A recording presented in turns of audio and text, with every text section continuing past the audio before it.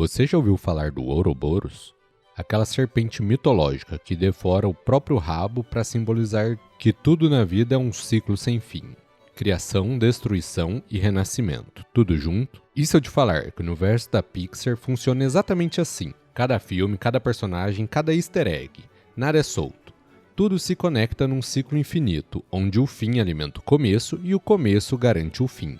Então, segura firme porque hoje você vai entender como a Pixar criou o seu próprio Ouroboros. E também como o amor, a memória e a emoção são um combustível eterno dessa engrenagem mágica. Pois é, hoje a gente vai mergulhar de cabeça na versão definitiva e atualizada para 2025 da grande teoria da Pixar. Só que enquanto eu estava pesquisando para fazer ela, eu reparei essa semelhança com a teoria do Ouroboros. Então a gente vai ver a partir desse ponto de vista. Essa teoria nasceu lá em 2013 com o jornalista John Negroni, que juntou as peças espalhadas em décadas de filmes para montar um quebra-cabeça que atravessaria milênios dentro do universo da Pixar. O que antes parecia só uma sequência de animações fofinhas é na verdade uma saga épica, onde a humanidade, os animais e as máquinas e até mesmo os monstros vivem presos em um ciclo eterno de criação e destruição, como se fosse um loop perfeito. E cada lágrima do Bing Bong, cada risada do Mike Wazowski, cada susto no rosto da Boo faz parte desse ciclo. A Pixar espalhou pistas por todo canto. O caminhão do Pizza Planet, a bola do Luxo Jr., que é aquela da Pixar,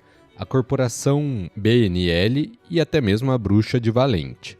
Tudo é pista. E se na sua opinião isso tudo pode parecer exagerado, se prepara. Porque a cada filme novo que ela lança, a teoria fica mais rica, mais profunda e mais Ouroboros do que nunca. A teoria da Pixar narra um conflito central que é uma luta pelo domínio do planeta entre três, digamos que, facções que ganharam consciência: humanos, animais e máquinas. E essa disputa se desenrola ao longo de milênios, mostrando a ascensão e a queda de cada um desses grupos.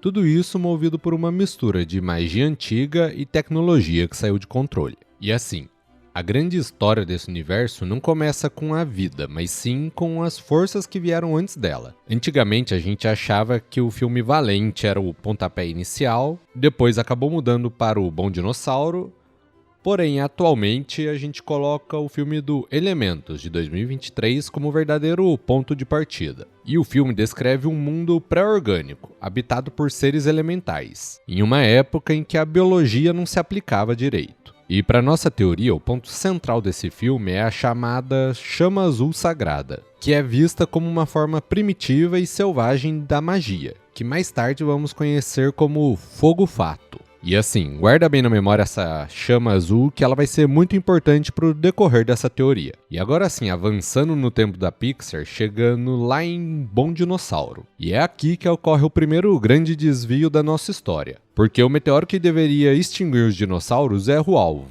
e permite que os dinossauros evoluam e desenvolvam uma inteligência e convivam com os primeiros humanos.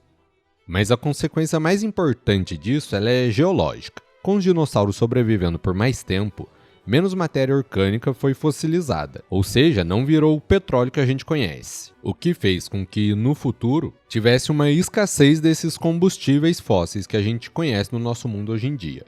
E essa falta da energia tradicional fez com que a humanidade, milênios depois, fosse procurar uma fonte de energia alternativa e muito mais potente, que é nada mais nada menos que a emoção humana. Mas agora, o que transforma essa potencial fonte de energia em realidade? A resposta aparece lá na Escócia medieval, no filme Valente, de 2012. E é aqui que a gente é apresentado a bruxa e a sua magia, Fogo Fato. E sim, o Fogo Fato é aquela chama azul que a gente viu lá em Elementos. Essa força mística é a faísca que acende a consciência em todo o planeta. A magia da bruxa não apenas transforma os humanos em animais, mas também dá a animais e até a objetos inanimados uma inteligência e emoções parecidas com as nossas. Esse é o verdadeiro pontapé inicial na saga da Pixar, o momento que dá início ao conflito entre os seres humanos e os seres que a sua própria magia ajudou a criar. E sobre a bruxa, a gente vai falar dela mais pra frente. No século 20 e 21, as sementes que a bruxa plantou começaram a brotar, e isso dá início a uma era de conflito cada vez maior. Em Os Incríveis de 2004, a humanidade desenvolve os seus próprios superpoderes. O filme nos apresenta os super-humanos e o mais importante, a energia de ponto zero do vilão Síndrome, usada para alimentar o seu Omnidroid, um robô com inteligência artificial. E a teoria diz que depois que o Omnidroid foi destruído, sua energia residual se espalhou pelo mundo e foi absorvida pelos objetos inanimados. E é essa energia que explica como os brinquedos de Toy Story ganham vida, se tornando os primeiros sinais da rebelião das máquinas. E ao mesmo tempo que isso acontece, o reino animal está despertando. A magia do fogo-fato se espalha e os animais começaram a atingir níveis de inteligências nunca vistos. Por exemplo, em Ratatouille, onde o nosso querido rato Remy mostra não só inteligência, mas também uma ambição e criatividade no nível humano. Em Procurando Nemo, a gente vê uma sociedade submarina complexa e organizada, mas também o início de uma raiva dos animais contra os humanos, por causa da poluição e do cativeiro. Agora, se você está se perguntando quem é o motor que causa toda essa confusão, a resposta é uma única entidade, a corporação BNL.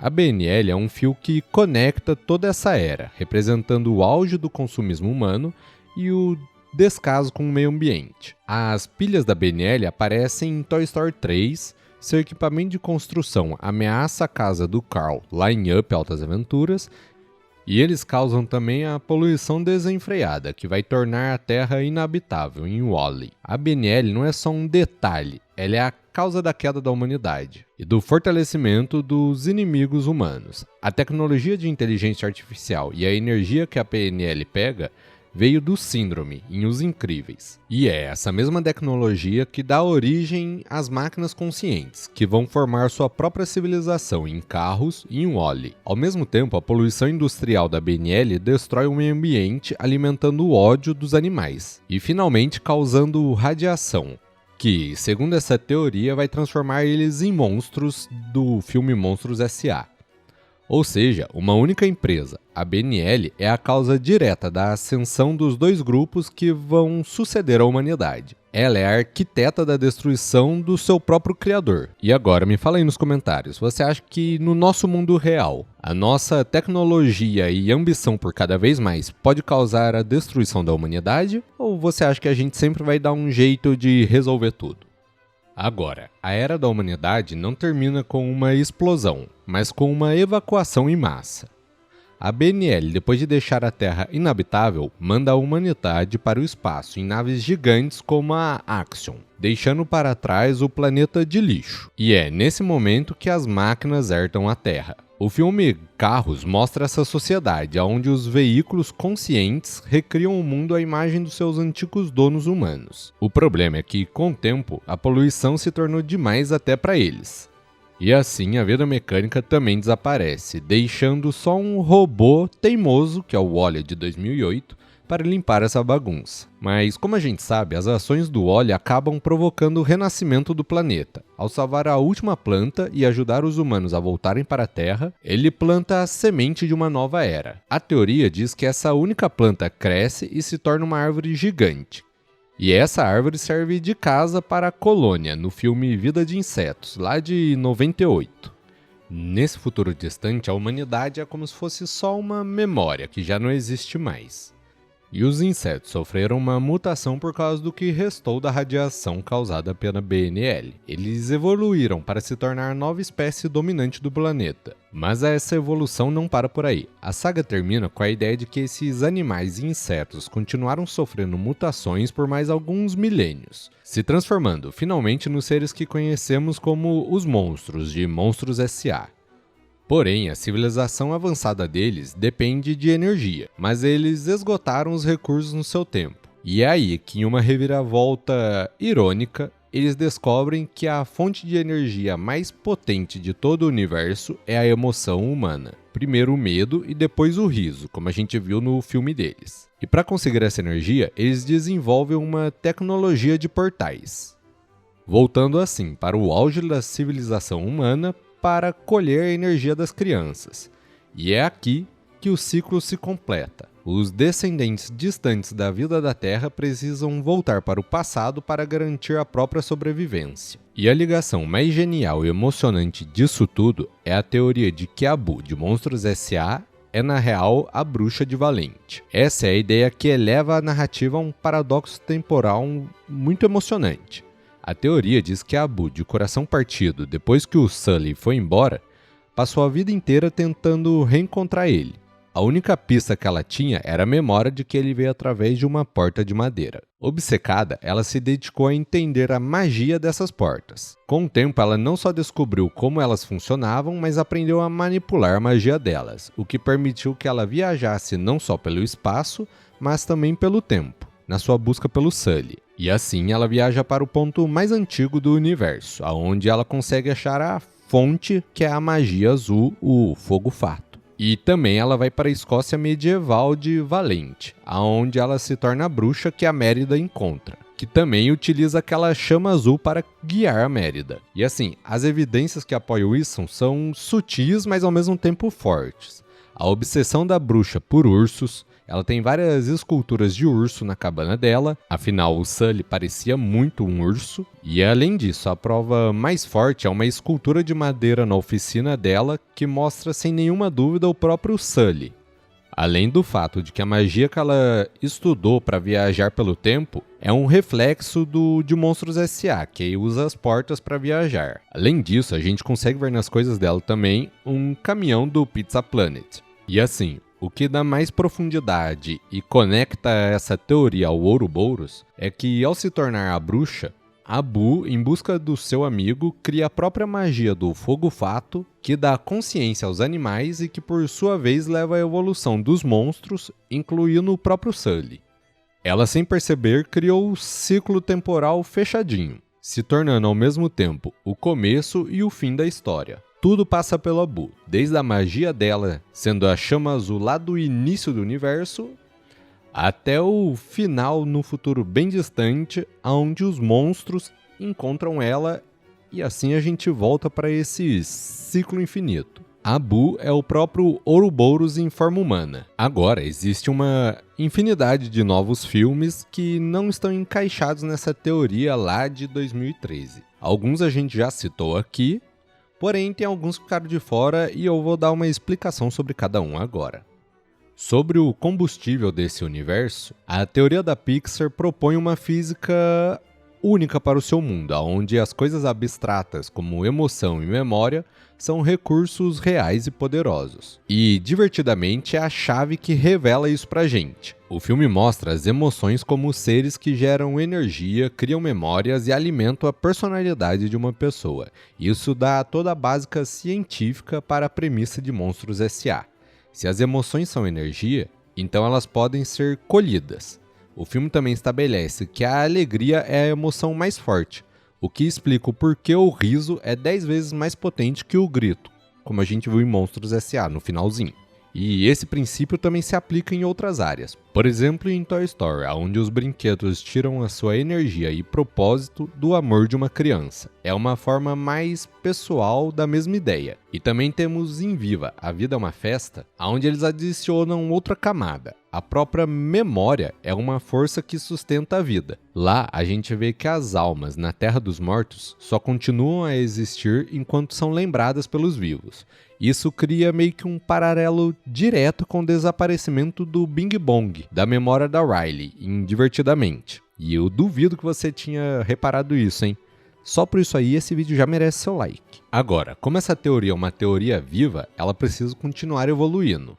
E a teoria da Pixar tem uma capacidade incrível de absorver e dar um novo contexto em cada novo filme. Por exemplo, os lançamentos de 2022 não só se encaixaram na teoria, mas também aprofundaram elas de formas incríveis. O filme Red, Crescer é uma Fera, se encaixa entre Toy Story 2 e Procurando Nemo, e a principal contribuição dele é reforçar as bases mágicas e espirituais da teoria. O ritual para controlar o espírito do Panda Vermelho leva a May para um plano astral. Os teóricos logo ligaram esse plano astral à dimensão de pré-vida do filme Soul, sugerindo uma cosmologia espiritual unificada dentro do universo Pixar. E o filme Lightyear, de 2022 também, apresentou um desafio diferente para essa teoria. O filme é, na verdade, uma obra de ficção dentro do universo da Pixar. É o filme que o Andy viu e fez ele querer ter o boneco do Buzz. Ele não é algo que realmente aconteceu lá. Isso encaixa esse filme do Lightyear antes de Toy Story, mas em um plano narrativo diferente. Não são eventos reais do universo. E isso foi uma das coisas que forçou essa teoria da Pixar a evoluir muito. Porque, afinal de contas, agora ela tem múltiplas camadas de realidade, incluindo a própria cultura pop. E talvez no universo da Pixar tenha um outro canal do Mansão Nerd onde você já é inscrito. Imagina só? Então já conecta com ele e se inscreve aqui no canal. E não se esquece de ativar o sininho. Mas agora, a teoria da Pixar enfrenta um grande teste com os próximos lançamentos. Como, por exemplo, o filme Hélio, que lançou agora nesse mês e vai expandir drasticamente os limites do universo da Pixar. E assim, como ele é algo que se passa no universo, eu já tô vendo um pessoal conseguindo até encaixar um pouco nessa teoria, onde eles dizem que essas criaturas do espaço é algo como se fosse uma comunidade galáctica de sociedade dos monstros S.A., aonde no futuro bem distante eles saíram da Terra migrando para o espaço. E a tecnologia de portais eles usariam para viajar entre o seu novo lar em um futuro bem distante no espaço e o seu mundo antigo, que é a Terra, para colher energia.